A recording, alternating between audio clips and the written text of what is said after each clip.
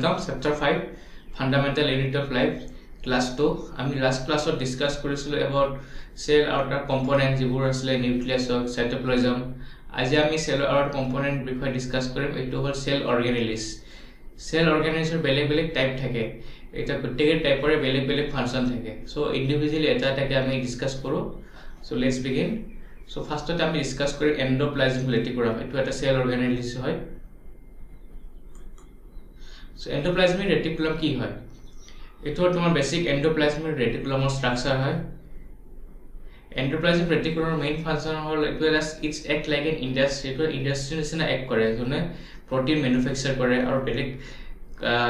molecule manufacture fast molecule manufacture কৰে. Okay? So endoplasmic reticulum দুটা type থাকে। দুটা পাৰ্ট থাকে। এইটো চোৱা এইটো হল তোমাৰ rough endoplasmic reticulum হয় এই পাৰ্টটো ওপৰ পাৰ্টটোত আৰু ইয়াত গ্লাফ আৰু এইটো হয় ইয়াত তোমাৰ ৰিবোজম নামৰ এটা কম্পোনেন্ট থাকে ৰিবোজম নামৰ এটা কম্পোজিশন থাকে সেইকাৰণে এইটো হয় rough endoplasmic reticulum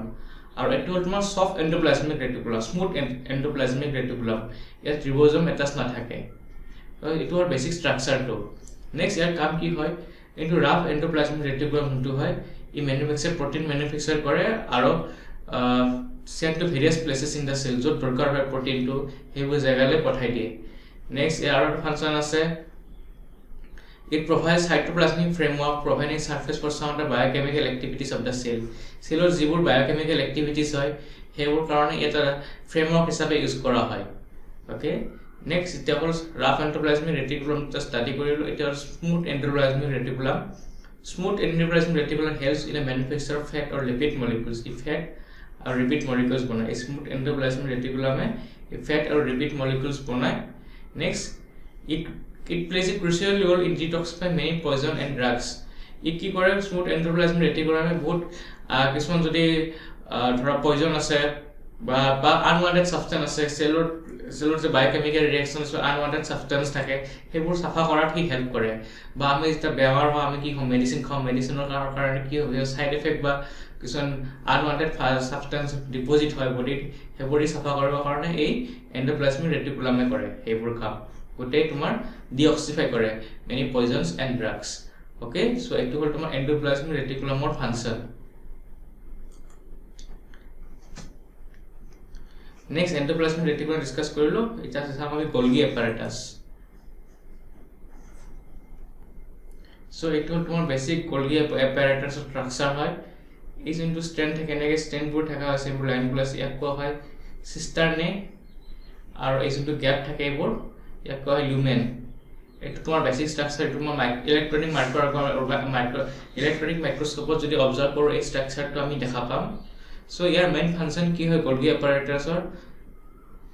the material synthesis near the ER is packed and dispersed to various target এতিয়া সো আমি এন্ডোপ্লাজমিক ৰেটিকুলামত কি কৰিছিলো কি পাইছিলো কি প্ৰটিন ম্যানুফ্যাকচাৰ কৰে ফ্যাট ম্যানুফ্যাকচাৰ কৰে এতিয়া গোলগি এপাৰেটাছ কাম কি হ'ল এইবোৰ যোনটো ম্যানুফ্যাকচাৰ কৰে যিবোৰ কম্পোনেন্ট ম্যানুফ্যাকচাৰ কৰে এটো সেলৰ বাহিৰত য'ত সেলৰ ভিতৰত যি দৰকাৰ হয় ম্যানুফ্যাকচাৰ কৰা প্ৰটিন বা লিপিড ই ট্ৰান্সমিট কৰে ই ট্ৰান্সপোৰ্ট কৰে আৰু ডিসপাৰ্স কৰে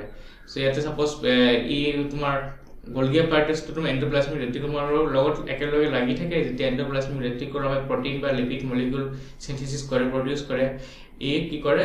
গোলগি এপাৰেটাছ য'ত দৰকাৰ হয় একৰ্ডিংলি তাতে ডিসপাৰ্স কৰি দিয়ে ওকে সো এইটো হ'ল গোলগি এপাৰেটাছৰ ফাংচন আমাৰ এন্ডোপ্লাজমিক ৰেটিকুলাম ডিসকাস কৰা হৈ গ'ল গোলগি এপাৰেটাছ ডিসকাস কৰা হৈ গ'ল এটা আমি ষ্টাডি কৰিম এবাউট লাইজোজাম এটা আমি চাম লাইজোজাম কি হয় লাইসোজোম এটা one type of cell organelles ইয়াৰ ফাংচন কি হয় এটো তোমাৰ লাইসোজোমৰ স্ট্ৰাকচাৰটো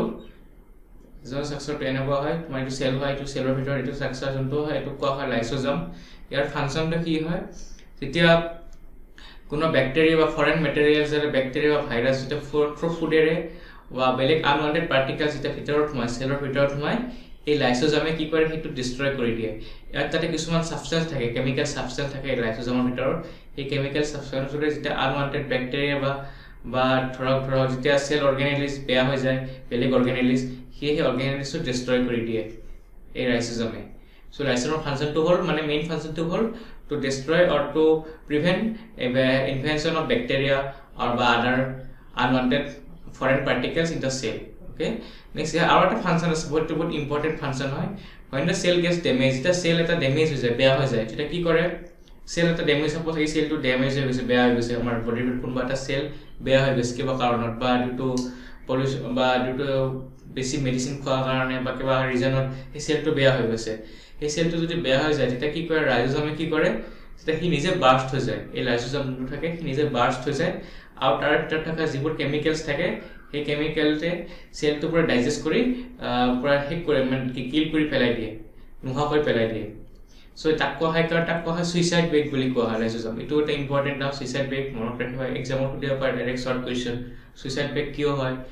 লাইসোজম সুইসাইড ব্ৰেক বুলি কোৱা হয়। Okay, so lysosome suicide break বুলি কোৱা হয় বিকজ কি কৰে সি যেতিয়া সেল এটা ডিষ্ট্ৰয় হৈ যায়, বেয়া হৈ যায়, ডেমেজ হৈ যায়, সেই যাতে সি ডেমেজ সেলটো যাতে বেলেগ সেল আকৌ ডেমেজ কৰিব নোৱাৰে। সাপোজ এইটো এটা সেল আছে, এইটো এটা সেল হয়, তাৰ ওচৰত আৰু এটা সেল আছে, এই সেলটো ডেমেজ হৈ গৈছে কিবা কাৰণত, সেই সেলটো যাতে তাৰ এডজাসেন্ট সেলটো এইটো সেলক যাতে ডেমেজ কৰিব নোৱাৰে বেলেগ সেলটো, সো লাইসোজমে কি কৰে সি নিজে ডিষ্ট্ৰয় হৈ যায়, নিজে বাৰ্স্ট হৈ যায়, বাৰ্স্ট হৈ তাৰ যিবোৰ কেমিকেল আছে কেমিকেলেদি সেই সেলটো ডাইজেষ্ট কৰি নোহোৱা কৰি পেলাই দিয়ে। ওকে, সো এইটো তোমাৰ ফাংচন হয় লাইসোজমৰ। ওকে, সো আমি লাইসোজম ষ্টাডি কৰিলো, এতিয়া আমি নেক্সট ষ্টাডি কৰিম মাইটোকন্ড্ৰিয়া। এতিয়া চাম মাইটোকন্ড্ৰিয়া। Mitochondria are known as the powerhouse of the cell. Mitochondria powerhouse of the cell কোৱা হয়, এইটো টাৰ্মটো মনত ৰাখিবা, এক্সামত আহিব পাৰে directly. So mitochondria powerhouse of the cell কিয় কোৱা হয়, এতিয়া চোৱা যিকোনো কাম কৰিবৰ কাৰণে এটা এনাৰ্জি লাগে, পাৱাৰ লাগে, এনাৰ্জি লাগে, সেই এনাৰ্জিটো কোনে প্ৰভাইড কৰে, সেলে বহুত কাম কৰে, বহুত এক্টিভিটি কৰে,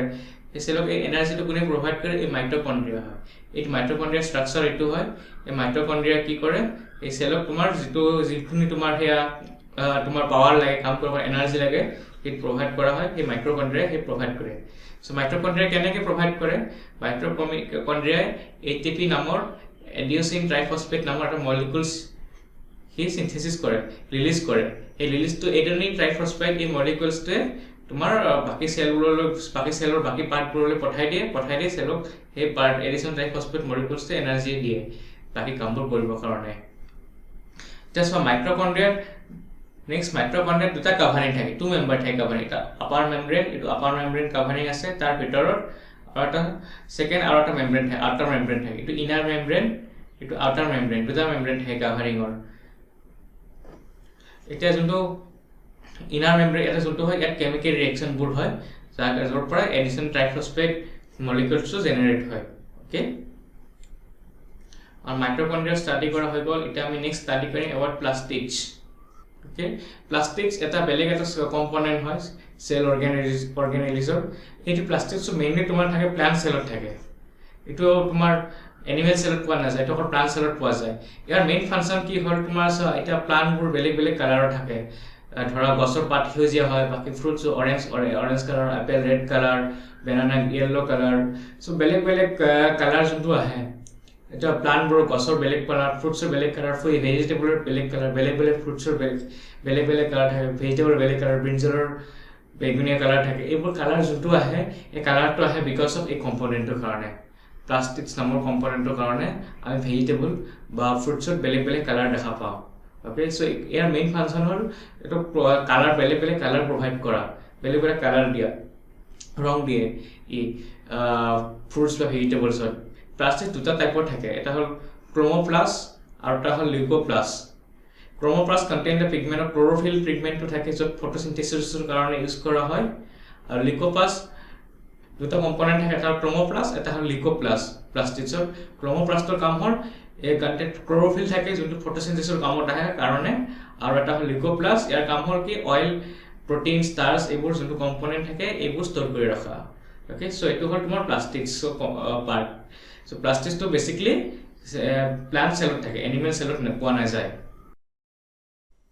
আমি endoplasmic reticulum, Golgi এপাৰেটাছ, lysosome, মাইটোকন্ড্ৰিয়া, plastid এইকেইটা কম্পোনেন্ট ষ্টাডি কৰিলো, সেল অৰ্গেনেল ষ্টাডি কৰিলো, এতিয়া আমি লাষ্ট ষ্টাডি কৰিম ভেকুৱেলছ। সো সেলৰ এইটো হ'ল তোমাৰ ভেকুৱেলছ, এইটো হ'ল তোমাৰ সেল, সেলৰ এই কম্পোনেন্টটো কোৱা হয়, সেল অৰ্গেনেলছটো কোৱা হয় ভেকুৱেলছ। ভেকুৱেলছৰ মেইন কাম হ'ল store sacs for solid and liquid content. Solid মানে সেক্স মানে হ'ল তোমাৰ আনৱান্টেড যিবোৰ পাৰ্টিকেলছ থাকে, এক্সক্ৰিটৰি সাবষ্টেন্স, সেইবোৰ ষ্ট'ৰ কৰি ৰাখি থৈ দিয়ে ভেকুৱেলে। এটা কেমিকেল ৰিয়েকশ্যনৰ যিবোৰ বাই প্ৰডাক্ট থাকিব সেই বাই প্ৰডাক্টবোৰ এই ভেকুৱেলছত ষ্ট'ৰ হৈ থাকে। আৰু স্মল ভেকুৱেলটো এনিমেল চেলৰ কাৰণে স্মল চাইজ হয় এনিমেল চেলৰ ভেকুৱেলটো চাইজটো সৰু হয় in compare to the plant চেলৰ এই ভেকুৱেল যোনটো হয় এই চাইজটো বহুত ডাঙৰ হয় এনিমেল চেলৰ এইজটো কম হয় ওকে সো উইথ দিস আমি চেপ্টাৰ 5 টো শেষ হ'ল ইয়াতে সো আমি চেপ্টাৰ 5 কি ষ্টাডি কৰিলো ফান্ডামেন্টাল ইউনিট অফ লাইফ তাতে আমি সেলৰ বিষয়ে ষ্টাডি কৰিলো সেলৰ কম্পোনেন্টস ভালকে ডিসকাস কৰিলো ডিটেইলছত তো আমি ইয়াৰ পৰা কি গম পালো যে আমাৰ সেলটো হ'ল তোমাৰ primary fundamental unit of life সেলৰ পৰা বাকি বস্তু তোমাৰ থাকে সব এনিমেল লিভিং অৰ্গানাইজাৰ হওক যিমান নন লিভিং যিমান লিভিং অৰ্গানাইজম আছে ধৰা ইউনিসেলুলাৰ হওক মাইক্ৰো অৰ্গানিজম হওক বা প্লান্টছ হওক বা এনিমেলছ হওক সবৰে সেলছ থাকিবই আৰু সেলৰ পৰা তোমাৰ গোটেইখিনি সেলেই তোমাৰ গোটেইখিনি এক্টিভিটি কন্ট্ৰোল কৰে ওকে সেইকাৰণে সেলক কোৱা হয় তোমাৰ ফান্ডামেন্টাল ইউনিট অফ লাইফ ঠিক আছে Thank you.